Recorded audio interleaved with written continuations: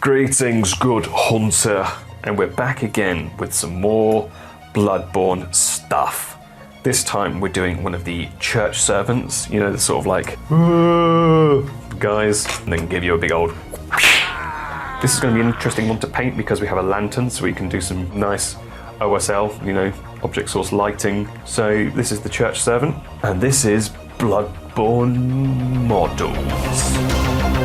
A corpse should be left well alone.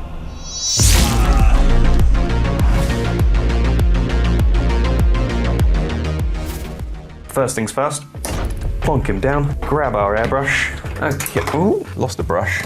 I'm going to zenithal highlight the wee fella and using some white ink in the airbrush. Beautiful.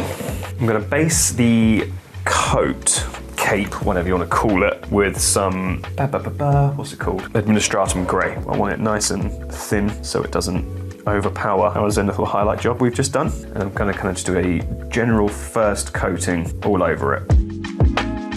Thinking about it, I think the hat is actually the same kind of colour, so I'll also base that with some Administratum grey.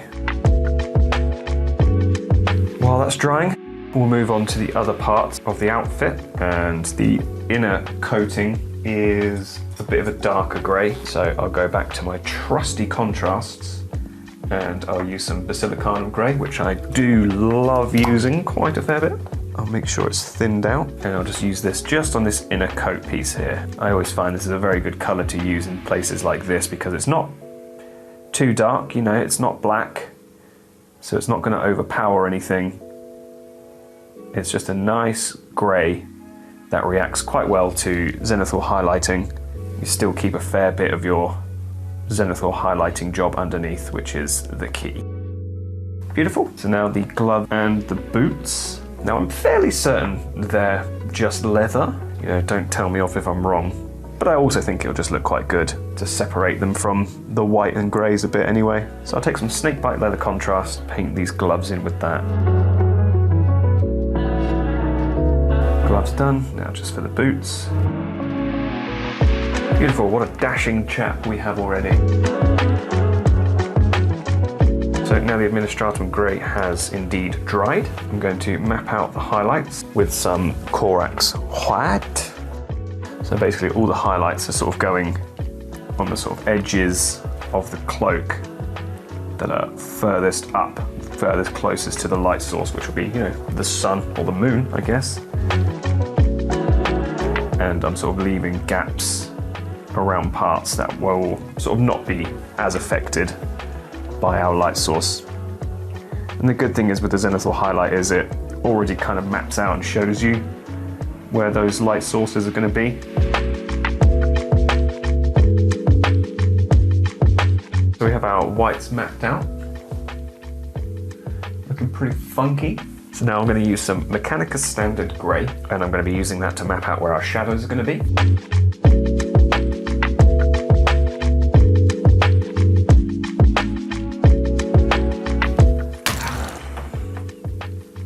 Cool, it says our Mechanicus Standard Grey mapped out where we want it to be. So what I will do is I'll take some Administratum Grey again, and then I'll just start glazing and like a bit of wet blending on the model to sort of get these tones transitioning a bit better.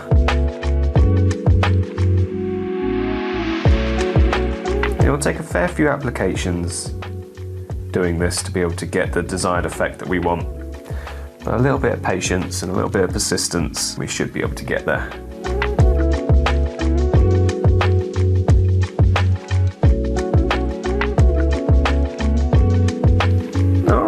You know what? I think it's turned out pretty cool. So we've got some shading all over the cape, coat, I don't know what to call it, which is pretty cool. I think that's turned out quite nice. So what we need to do now is we're going to take some one fang brown, just a little bit, and I'm just going to use it to highlight sort of like little parts and add a little bit of highlighting to the gloves and the boots. Very nice. There's also this little strap here, which I'm going to assume is like a leather belt. So I'm just going to paint it in with some more of the Mournfang brown. And there's a little sort of rope around his neck, which is holding the bell.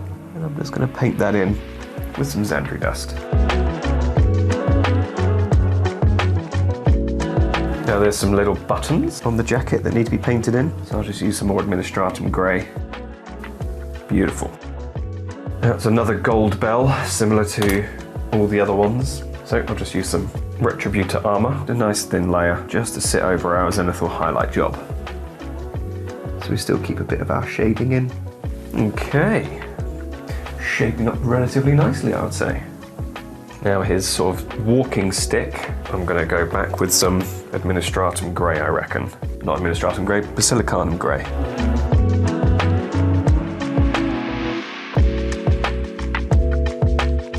Just let that dry for a sec. And now we have his face, and they have very white faces.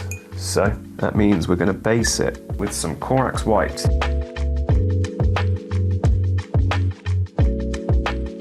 Gorgeous.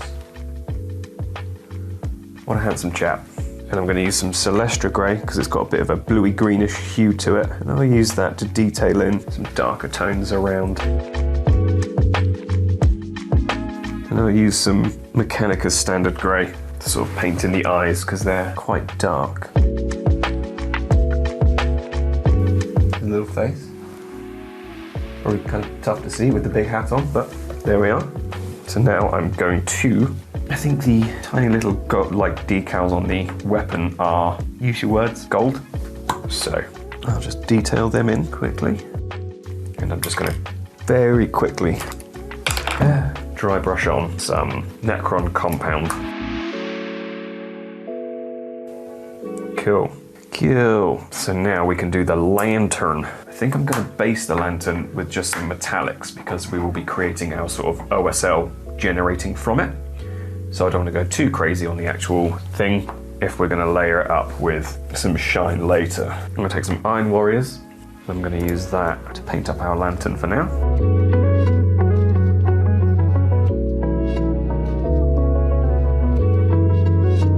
So for the light source, I'm going to start off by painting the whole middle section white.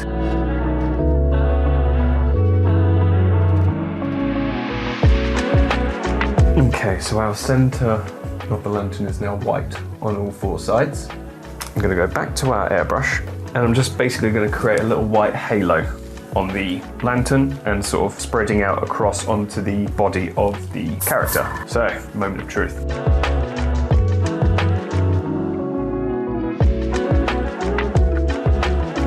Okay, so there's our white halo around the lantern, and I also sprayed some white onto the body as well. Just a small amount, just to get things going. Now, I normally use inks to colour things in, but I think I might try some contrast this time because I don't want it too overpowering. So we'll just sort of see how it goes and fingers crossed, pray for the best. I'm going to try some of this Elden yellow contrast paint and we'll see how this reacts.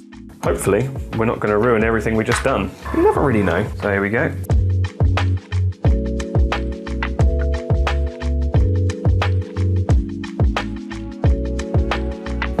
Yeah, you know what? That's come out not too bad. What we need to do is we need to boost up the colour in the lantern and then we need to go back and add in some shading and shadows so that the light is quite clearly affecting one part and not so much the other. Alrighty. So let's grab some Flash Glitz yellow. I'm basically just painting the bottom of the lantern because you know that's where the candle would be within the lantern. So just doing that and just sort of blending upwards. Cool. Now I'm just gonna, I might try mixing in some white. So what I'll do now is I'll grab some ABADDON black, take it to a sort of wash glaze consistency, and I'll just start darkening the areas that aren't being affected by the light.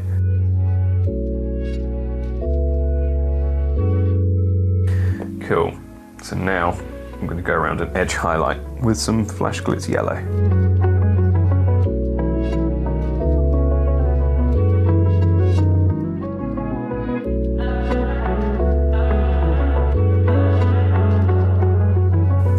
Cool. Here we are. I added a tiny bit of like rat skin flesh, a bit of orange towards the top, so that I got a little bit of blend from a bit of orange to a bit of yellow, rather than just purely yellow. And yeah, that about does painting the main majority of it. So I'm gonna go back to what I do best and fuck it up with some blood. Flesh Terror's red contrast, flip him over, just start flicking this blood on him. Nice. There we are. Our beautiful church servant. Didn't do too much blood, I didn't want too much. I think just a little bit of speckling works quite nicely, especially against the sort of like bright white of his jacket. So there we go, that is another one done for Bloodborne. And that brings us to an end of another Bloodborne Sundays. I hope you enjoyed today's episode. If you did, and it sort of gave you some ideas of painting your own, if you have your own board game at home that you're looking to get started with, let me know, leave me a comment, drop this video a like. If you haven't already, why not subscribe? You know, we get through a lot of models every week. So yeah, let me know your thoughts below. That about does it from me. I'm gonna leave it there, and I will wish you all well. And I will see you for more Bloodborne stuff next Sunday. But until then, bye-bye. Thank you very much once again, everyone, for joining me for this episode of Bloodborne Models. If you did enjoy today's episode, please don't forget to leave it a like, drop a comment, and if you haven't already, hit that subscribe button. And I will see you next Sunday for more Bloodborne Models. But until then, peace out, gang, and don't you dare go hollow.